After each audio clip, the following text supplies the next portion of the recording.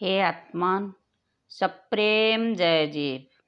आदिश्वर जोगेश्वर शिव कुमार शास्त्री जी महाराज की जय।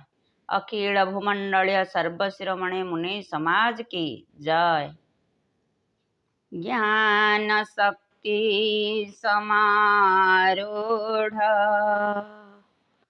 तत्वमाला विभूषित भुक्ति मुक्ति प्रदाता च तस्मै श्री गुरवे नमः। हे आत्मन,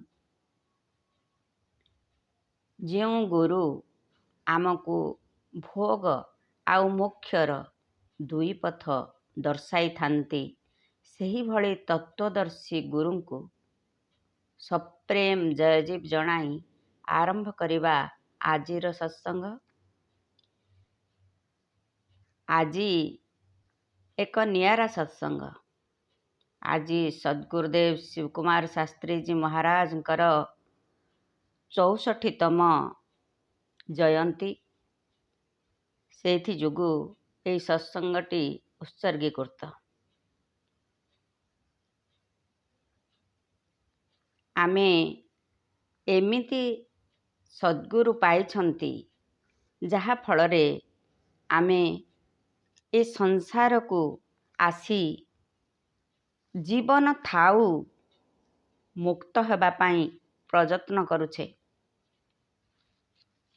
ତେବେ ସେଇ ଯେଉଁ ସଦ୍ଗୁରୁ ଆସିଥିଲେ, ସେ ତାଙ୍କ ଜୀବନର ଲକ୍ଷ୍ୟ କେବଳ ଜୀବ କଲ୍ୟାଣ। ଏଇ ଜୀବ କଲ୍ୟାଣରେ ଲଗାଇଲେ ମନୁଷ୍ୟ ନିଶ୍ଚୟ ମୁକ୍ତ ପଥର ଯାତ୍ରୀ ହେବ। ପରୋପକାର ଧର୍ମାୟ ପାପାୟ ପରପୀଡ଼ନ। ବ୍ୟାସଦେବଙ୍କର ଏହି ଶେଷ ସୂତ୍ରଟି, ଶେଷ ଶ୍ଲୋକଟି ସମସ୍ତ ଗୁରୁଙ୍କର ମୁଖ୍ୟ ସୂତ୍ର। ତ ଜୀବ ଯେ ବନ୍ଧନରେ ପଡ଼ିଛି, ସେ ମୁଖ୍ୟର ଆସ୍ଥା ରଖି ବାରମ୍ବାର ଜନ୍ମ ନିଏ। ଆଉ ବାରମ୍ବାର ଜନ୍ମ ନେବା ଫଳରେ ସେ ଆତ୍ମଜ୍ଞାନ କ'ଣ ଜାଣିପାରେ ନାହିଁ। କାହିଁକି ନା ସେ ଉତ୍ତମ ଗୁରୁ ପାଖରେ ପହଞ୍ଚି ପାରିନଥାଏ। ସେଥିପାଇଁ ତାର ଜନ୍ମ ସଂସ୍କାର ଏବଂ କର୍ମ ସଂସ୍କାର ମଧ୍ୟ ନିର୍ଦ୍ଧାରିତ। ତ ଆମର ଯେଉଁ ସଦ୍ଗୁରୁ ଆମେ ପାଇଛେ, ସେ ପ୍ରକୃତ ସଦ୍ଗୁରୁ।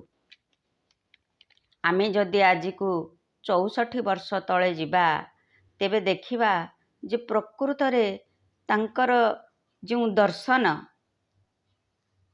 ତାଙ୍କର ଯେଉଁ ଜ୍ଞାନ, ଯେଉଁ ପୁସ୍ତକ ଗୁଡ଼ିକରେ ସେ ଲେଖି ଦେଇ ଯାଇଛନ୍ତି, ତାହା ଆଉ କିଛି ଅଧା ଥିଲା। କିନ୍ତୁ ସେଥିରୁ ପରିଷ୍କାର ଜଣାଯାଉଛି ଯେ ସେ ଚାହିଁଛନ୍ତି ଜୀବର କଲ୍ୟାଣ। ଆଉ ପ୍ରକୃତ ଯୋଗ ଜ୍ଞାନରେ ହିଁ ଶକ୍ତି ଅଛି। ପ୍ରକୃତ ମନୁଷ୍ୟ ଯେ ସେ ନିହାତି ନିଜକୁ ମୁକ୍ତ କରିବାକୁ ଚେଷ୍ଟା କରିବ। ସଦ୍ଗୁରୁ କହିଛନ୍ତି, ଦୁଇଟି ଶରୀର, ଗୋଟିଏ ସ୍ଥୂଳ ଏବଂ ଗୋଟିଏ ସୂକ୍ଷ୍ମ। ଏ ଯେଉଁ ଅମୃତତ୍ୱ ଜ୍ଞାନ ସଦ୍ଗୁରୁ ଦେଇଛନ୍ତି, ସେଠି କେହି ବି ମରେ ନାହିଁ। ଅନ୍ୟ ଯେତେ ସଦ୍ଗୁରୁ ଆସିଥିଲେ, ସେମାନେ ସମସ୍ତ ମଜହବୀ ସଦ୍ଗୁରୁ କହିଛନ୍ତି ଯେ ମୃତ୍ୟୁ ପରେ ସ୍ୱର୍ଗ ପାଆନ୍ତି, ମୃତ୍ୟୁ ପରେ ଶାନ୍ତି ସୁଖ ଆନନ୍ଦ ଅଛି। ଆଜି ଯଦି ଆମେ ହୋମ କରିବା, ଯଜ୍ଞ କରିବା, କୌଣସି ଈଶ୍ୱରକୁ ପୂଜା କରିବା, ତେବେ ମୃତ୍ୟୁ ପରେ ଆମକୁ ସ୍ୱର୍ଗ ପ୍ରାପ୍ତି ହେବ, ଆମେ ମୁକ୍ତି ପାଇବା। କିନ୍ତୁ ଆମର ଏମିତି ଏକ ସଦ୍ଗୁରୁ ଆମେ ପାଇଛେ, ସେ କହିଲେ ନା ନା, ମୁକ୍ତି ଏହିଠାରେ ହିଁ ହେବ, ଜୀବନ ଥାଉ ହିଁ ହେବ। ଏ ଜୀବନ ଥାଉଣୁ ଯଦି ଆମେ ଶାନ୍ତି ସୁଖ ଆନନ୍ଦ ଲାଭ କରି ନ ପାରିଛେ, ତେବେ ମୃତ୍ୟୁ ପରେ ହେବ ବୋଲି କେ କେବେ କହି ଆସିଛି ନା କେବେ ପାଇଛି ନା ଆମେ ଜାଣିଛେ? ନା ସତେ ବିଦ୍ୟତେ ଭାବ, ନା ଭାବ ବିଦ୍ୟତେ ସତ। ଏ ଯେଉଁ ଶ୍ଲୋକଟି ଦେଲେ ସଦ୍ଗୁରୁ, ନା ଯାହାର ଯେ ସତ୍ୟ, ତାର କେବେ ବି ମୃତ୍ୟୁ ନାହିଁ। ପ୍ରକୃତରେ आमे देखुछे विज्ञान तथा आमर जो तत्व दर्शन बा योग विज्ञान पदार्थ विज्ञान ए समस्त प्रमाण करुछंती जे एठी कणिकाटे सुधा मरे नहीं, केवल परिवर्तित हुए। आमे देखुछे आम आखि आगरे वर्षा हेउछि, पानी बढ़ुछि, बरफ हेउछि, बाष्प हेउछि, पुणी से मेघरे परिणत हेउछि। एठी मरला किए? पानीर केवल रूप परिवर्तन हैला। सेमिति आमे जेतेबेले आमर जन्म हेउछे सेतेबेले आमे पुणी बढ़ुछे। प्रत्येक प्रति 7 वर्षरे आमर ए शरीर चेंज होउछि।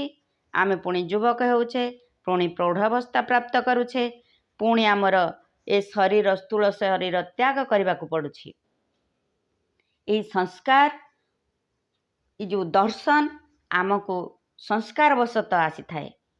आमे स्वभावतः स्वतंत्र स्वाधीन शांति सुख आनंद उपभोग करिवार पात्र, किंतु आमे कर्म बंधन रे पड़ी निजे निजको भूली जाइछे, निजे निद्रित अवस्था सुप्त अवस्था रहुछे। आमको जाग्रत करिवा वाला हले सद्गुरु।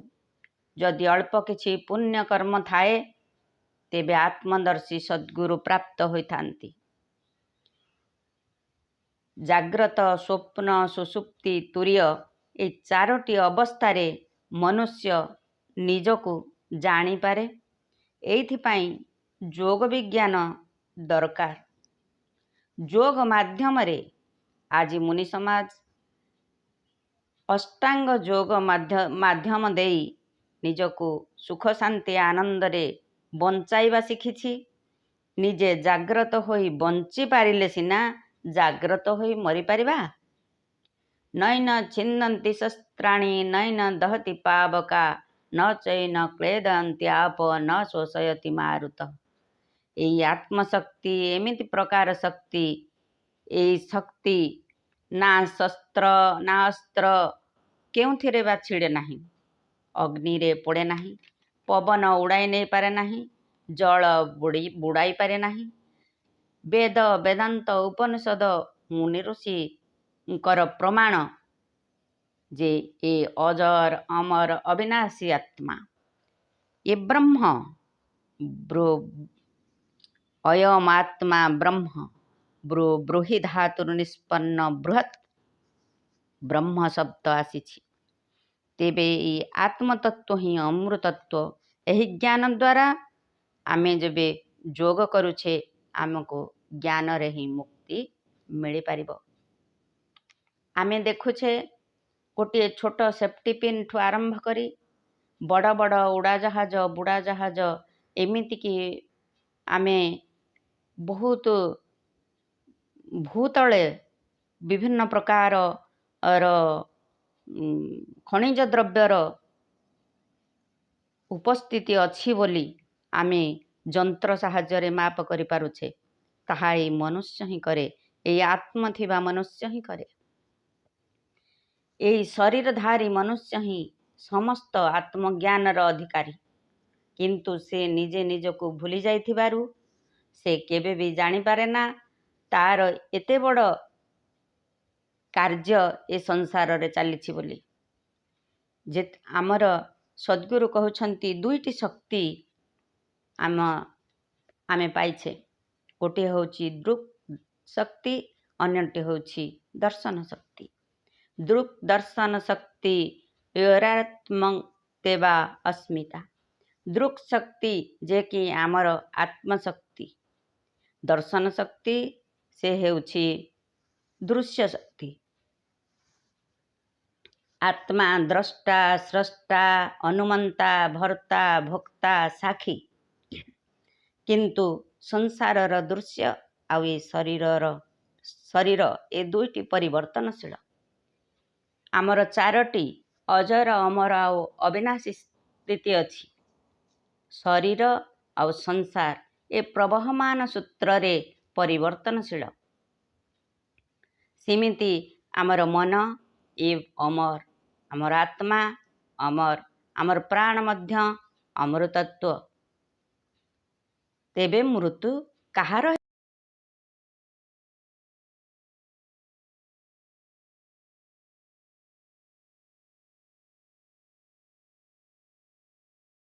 ଆମେ ଗୂଢ଼ ଜ୍ଞାନ ତତ୍ତ୍ୱକୁ ଜାଣିପାରୁଛେ ସଦ୍ଗୁରୁଙ୍କ ଦର୍ଶନ ଦ୍ୱାରା। ଯଦି କୌଣସି ମୃତ ବ୍ୟକ୍ତିର ସମସ୍ତ ଶରୀର ପଡ଼ିଥାଏ, ସେ ଆଖିରେ ଦେଖିପାରେ ନା, କାନରେ ଶୁଣିପାରେ ନା, ଘ୍ରାଣ ଶକ୍ତି ଦ୍ୱାରା ଶୁଙ୍ଘିପାରେ ନା, ସ୍ପର୍ଶ ଇନ୍ଦ୍ରିୟ ଦ୍ୱାରା ଅନୁଭବ କରିପାରେ ନା, କୌଣସି ଇନ୍ଦ୍ରିୟ ତାର କାର୍ଯ୍ୟ କରେ ନାହିଁ। ତେବେ ଯେଉଁ ଶକ୍ତି ଥିଲା ସେ ଚାଲିଯିବାରୁ ଏ ଶରୀର ଜଡ଼ବତ୍ ପରିଗଲା। ତେବେ ଏଇ ମନୁଷ୍ୟ ଏତିକି ଅବୁଝା, ସେ କେମିତି ବୁଝିପାରୁନି ଯେ ଯେତେବେଳେ ମୁଁ ଚାଲି ଯାଉଛି କୌଣସି ଈଶ୍ୱର ମୋତେ ବଞ୍ଚାଇବାକୁ ଆସିପାରୁନାହିଁ। ଯଦି ମୁଁ ଅଛି ସେ ଭିତରେ, ମୁଁ ନିଜର ଜ୍ଞାନ ପାଇନେଲି, ତେବେ ଏହା ହିଁ ଯଥେଷ୍ଟ। ତେବେ ଏହା ହେଉଛି କର୍ମବନ୍ଧନ।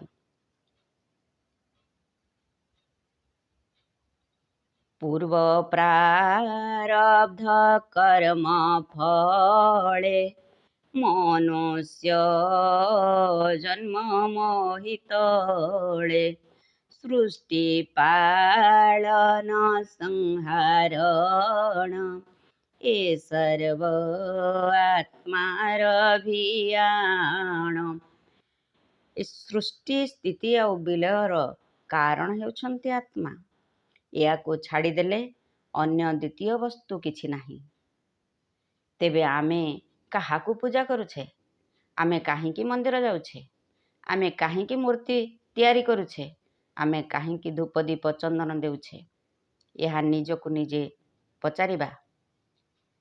ଅହଂ ନିର୍ବିକଳ୍ପ ନିରାକାର ରୂପ ବିଭୁ ପରିବ୍ୟାପ୍ତ ସର୍ବ ଇନ୍ଦ୍ରିୟାଣि ସଦା ସମତ୍ୱ ନବଧନ ମୁକ୍ତ ଚିଦାନନ୍ଦ ରୂପ ଶିവୋହଂ ଶିവୋହଂ ଶିവୋହଂ ଶିവୋହଂ ଶିବୋହଂ ଶିବୋହଂ ଚିଦାନନ୍ଦ ରୂପ ଶିବୋହଂ ଶିବୋହଂ।